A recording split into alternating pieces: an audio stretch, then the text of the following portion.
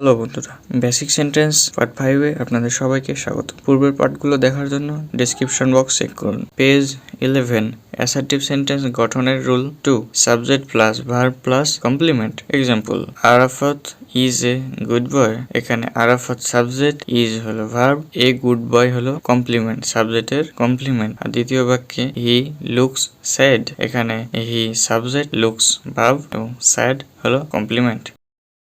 Assertive sentence গঠন rule 3, subject plus verb plus direct object. Example, we know her. এখানে we subject, verb হলো know আর her হলো direct object. দ্বিতীয় sentence, we should help the poor. We এখানে subject, should help এখানে verb এবং the poor এখানে direct object. Direct object অর্থাৎ সরাসরি যেটা অবজেক্টের ভূমিকা পালন করে তাকে ডাইরেক্ট, ইনডাইরেক্ট যেটা সরাসরি অবজেক্টের ভূমিকা পালন করে না তাকে ইনডাইরেক্ট অবজেক্ট বলে। অ্যাসার্টিভ সেন্টেন্স গঠন rule 4, subject plus verb plus indirect object plus direct object. এখানে রুলে দেখুন ইনডাইরেক্ট অবজেক্টটাই আগে বসছে, তারপরে বসছে ডাইরেক্ট অবজেক্ট। ডাইরেক্ট অবজেক্ট সবার শেষে বা বাক্যের শেষেই বসবে, ইনডাইরেক্টের পরে বসে সবসময়। Example, mister Rahman teaches us English. এখানে মিস্টার রহমান হলো সাবজেক্ট, আর এই সাবজেক্টটা যেহেতু থার্ড পারসন তাই ভার্ব টিচেস হয়েছে, ইএস যুক্ত হয়েছে টিচের সাথে। তারপরে ইনডাইরেক্ট অবজেক্ট হলো আস, আমাদেরকে। আর মুখ্য যেটা, তিনি কি বিষয়ের শিক্ষক আর কি করান, তিনি ইংলিশ পড়ান, সেজন্য ইংলিশ হলো মুখ্য অর্থাৎ ডাইরেক্ট অবজেক্ট। দ্বিতীয় ভাগ, শি গেভ মি এ বুক। এখানে শি সাবজেক্ট, গেভ হলো ভার্ব, মি এখানে প্রোনাউন যদি অবজেক্ট হয় সেই অবজেক্টটা হবে ইনডাইরেক্ট অবজেক্ট। উপরের বাক্যে আস ছিল প্রোনাউন তাই ওটা ইনডাইরেক্ট অবজেক্ট। দ্বিতীয় বাক্যে মি হলো প্রোনাউন তাই ইনডাইরেক্ট অবজেক্ট। তৃতীয় বাক্যে মি হলো প্রোনাউন তাই এটাও ইনডাইরেক্ট অবজেক্ট। আর